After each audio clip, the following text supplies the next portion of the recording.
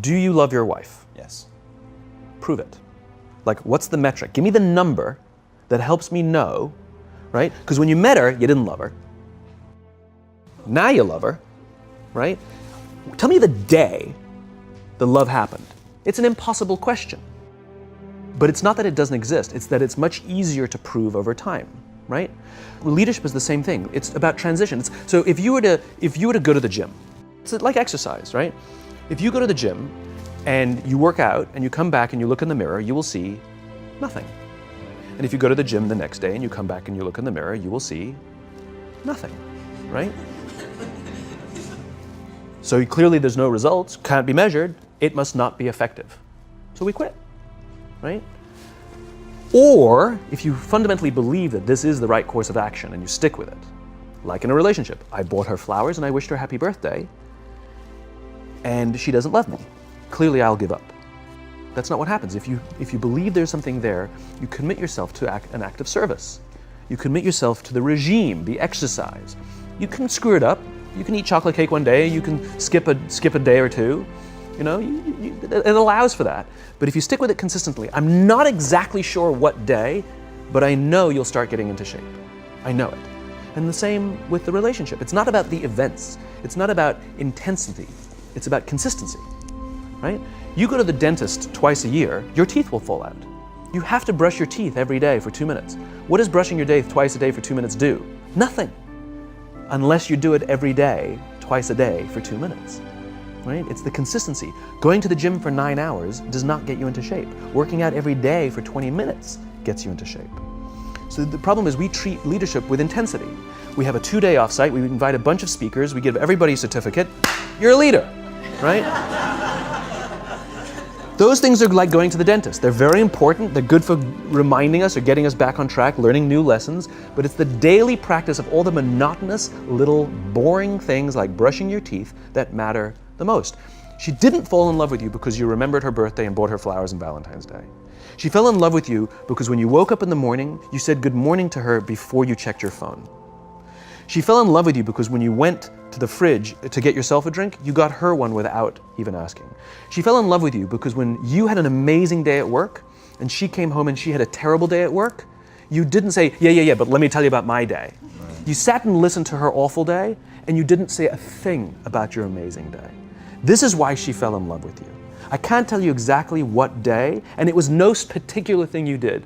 It was the accumulation of all of those little things that she woke up one day and as if she pressed a button, she goes, I love him, right? Leadership is exactly the same. There's no event.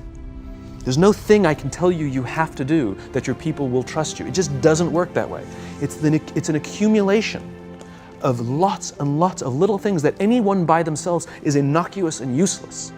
Literally, pointless by themselves. People will look at little things that are good leadership practices and say, that won't work, and you're absolutely right. But if you do it consistently, and you do it in combination with lots of other little things, like saying good morning to someone, that looking them in the eye. My friend George, who's a 3-star general in the Marine Corps, he says his test for leadership, and I love this, he goes, his test for a good leader is if you ask somebody how their day is going, you actually care about the answer. The number of times we're walking to a meeting, we're rushing, we go, how are you? Not good, I gotta get to you later, I'm late for a meeting. Right. If you ask the question, you were standing there and you were listening to the answer. It's those little innocuous things that you do over and over and over and over that people will say, I love my job. Not I like my job. I like my job means, yeah, the challenge is great, they pay me well, I like the people. I love my job means, I don't want to work anywhere else. I don't care how much somebody else is willing to pay me. I'm devoted to the people here, and I care desperately about the people here as if they were my family.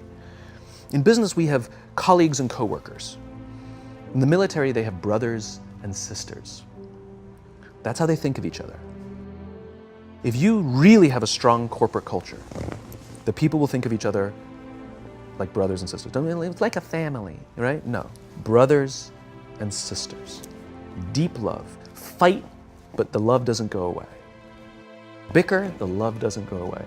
And I'll fight with my sister, but if you threaten my sister, you're gonna have to deal with me, right? We'll fight internally, we'll bicker with each other, but nobody's gonna hurt each other, and if anything from the outside shows up, you're looking at a unified front. brothers and sisters. Now, how do you create brothers and sisters out of strangers? Common beliefs, common values, parents, in other words, executives who care about their children's success, who care to raise their children, teach them skills, discipline them when necessary, help them build their self-confidence so that they can go on and achieve something more than you could have ever imagined achieving for yourself. That's leadership, an absolute love and devotion for the people who've committed their lives to this enterprise. It's a human thing.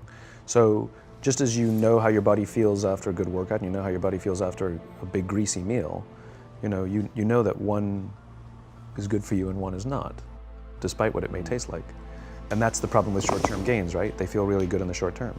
We're highly, highly, highly trained social animals. We're highly adapted social animals. We can feel social awkwardness, and we can feel when things are going well. You can sense it. You say you have this sense of laughter, around the office. Like, we don't walk around with blinders. We're like I said, we're made to do this. That's why we can assess if somebody's trustworthy or not. That's why we keep our walls and we're like, yeah, his results are great, but I wouldn't trust him. As opposed to letting down your, like, I trust her for anything. I trust her with my kids, my money, anything. So we're highly attuned animals, and so we're good at sensing it. But I will say there is a caveat to your metric of laughter, which is a decent one, is that scale breaks things in human beings. As I said before, we're not made for populations bigger than about 150-ish. It's called Dunbar's number. Robin Dunbar, a professor from Cambridge University, theorized that we cannot maintain more than about 150 close relationships. And the way he defined a close relationship is, if you're at a bar with a bunch of friends and somebody comes in, would you ask that person to join you or not? And it's about 150 that we would ask them to come join us. And if you think about the reason, that actually makes perfect sense, which is there's two limiting factors. One is time. If you only gave 2 minutes to every person you know, you'd make no close friends. And the other one is memory. You just can't remember everybody. And so this is where leadership becomes very, very interesting, because if you have a company that has a lot of people, 5, 6, 7, 800 people, 1,000, 2,000, 5,000 people, clearly you can't know everyone. And clearly as a CEO, like, I care about every single one of my people. You don't even know. Some of the people you work for who work for you are bastards. You don't care about them, right? So it's a nonsense statement. But what you can say is, I desperately care about the people whose names I know and whose faces I recognize. And I care desperately about my leadership, and I instill in them every day that I will give them the tools, and I will take care of them with one purpose and one purpose only, that they will take care of the people in their charge. And I want those people to take care of the people and instill in them that they take care of the people in their charge. And then by the time you get down to the masses, where the actual 1,000 exist, because of the seniors it's like 20, where the real 1,000 exist, they feel about 150 of them can look to one of their direct leaders, to one of their direct managers, and say, that person cares about me. That's our boss, that's my leader. Not the leader, it's the CEO. That's my manager, my boss, my leader. The one thing I am comfortable saying that all effective leaders must have is courage. Because it is hard. It is hard to stand up against outside pressure. It is hard to stand up to an external constituency who's pushing you to do something for their short-term gain, to do the right thing for your people. It is hard. It is thankless. It is lonely. Sometimes you get fired. Sometimes you get in trouble. Sometimes you'll lose your job and the next guy will get all the credit. It's all true. And the courage to do the right thing in the face of overwhelming pressure, only the best leaders have that courage. Only the best leaders. And here's the folly.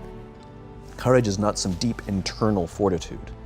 You don't dig down deep and find the courage, right? It just doesn't exist. Courage is external.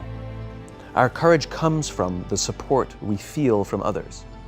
In other words, when you feel that someone has your back, when you know that the day that you admit you can't do it, someone will be there and say, I got you.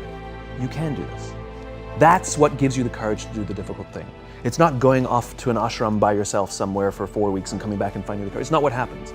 It's the relationships that we foster. It's the people around us who love us and care about us and believe in us. And when we have those relationships, we will find the courage to do the right thing. And when you act with courage, that in turn will inspire those in your organization to also act with courage. In other words, it's still an external thing. That's what inspiration is, right? I'm inspired to follow your example.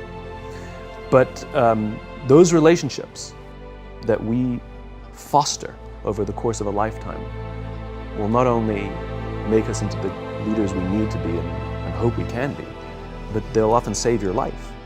They'll save you from depression, they'll save you from giving up, they'll save you from any matter of negative feelings about your own capabilities, your own future. When someone just says, I love you.